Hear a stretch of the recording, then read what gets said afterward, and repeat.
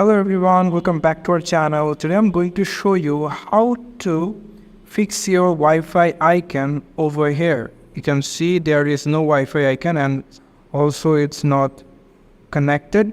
So how you going to fix it into your Windows 11 or 10? I'm going to show you. So let's get started.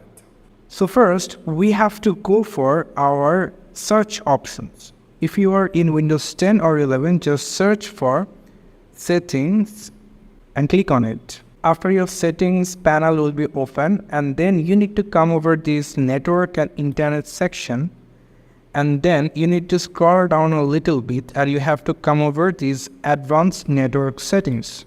Click on that and then you will come over this network adapter settings, and you can see my Wi-Fi is disabled. You can see, so if you click here, and you can see you can also rename it this adapter.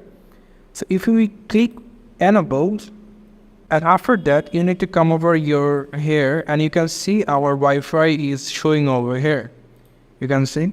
So this is how you can fix your Wi-Fi icon into Windows 11 or 10. Thank you so much for watching this video. I hope to see you in another video.